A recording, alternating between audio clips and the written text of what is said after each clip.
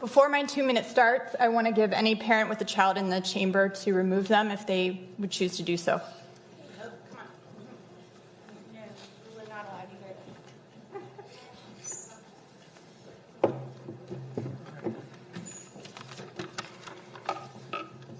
No, start 2 minutes.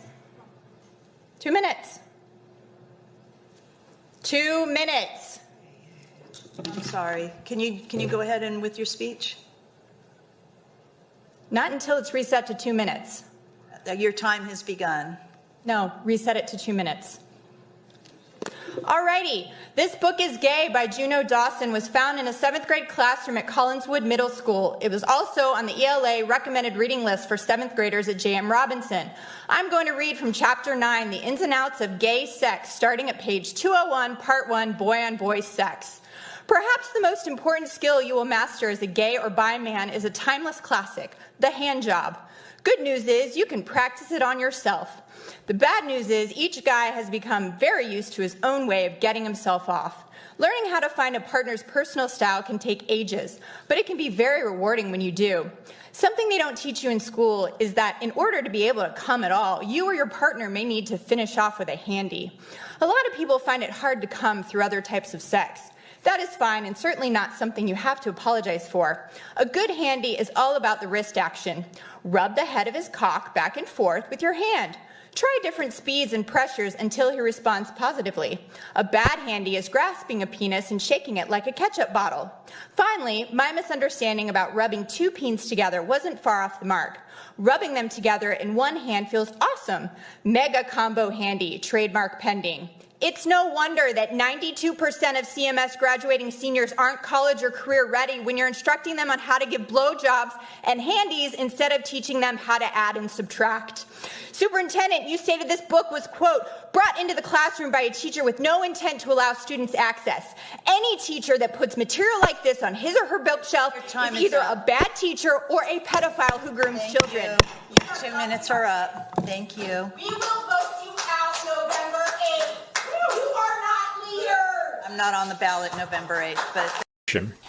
And that leaves us with these really big unknowns that we look forward. And I'm not picking on Australia. I'm just using it to combine what we know and what we don't know. But the excess deaths here for 2022 so far, 17.1% higher than average. And there's no reason to say that in the UK it's not similar. With a larger population, of course, that number's going to be way higher. 16.8% higher than average. And I think we really need some sort of official inquiry into this. Why are 16.8 to 17.1% more people dying than we would expect? What are the cause or causes of this? And I really feel that this is something that government should answer as a matter of urgency. And indeed, academics. Why we're not hearing much more about this is a mystery to me. But I've done my bit to try and ask this question as much as I can.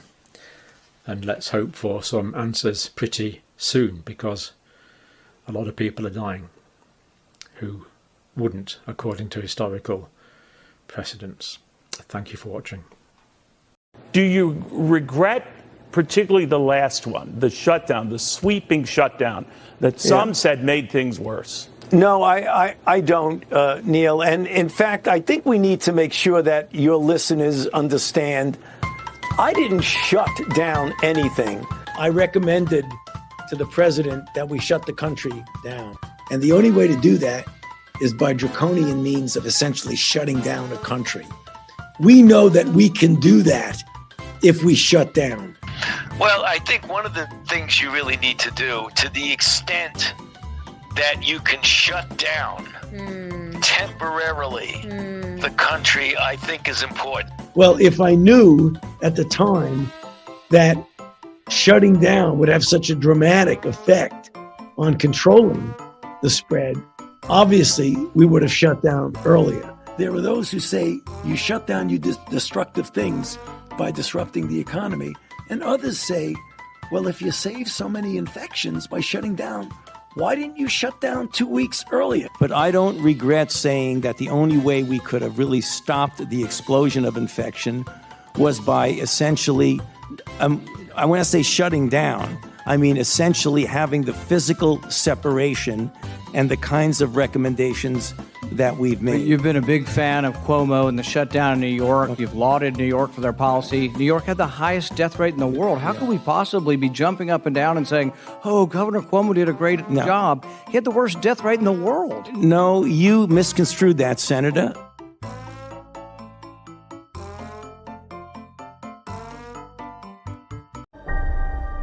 This book is a product of my own struggle to understand how the idealistic institutions our country built to safeguard both public health and democracy suddenly turned against our citizens and our values with such violence.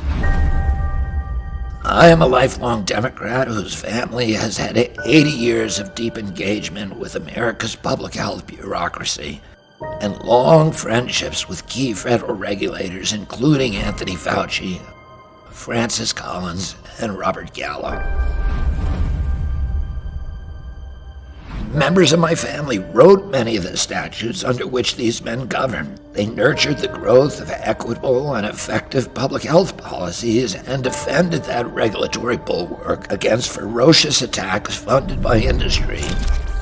I built my own alliances with these individuals and their agencies during my years of environmental and public health advocacy. Quiet on set. Camera speed.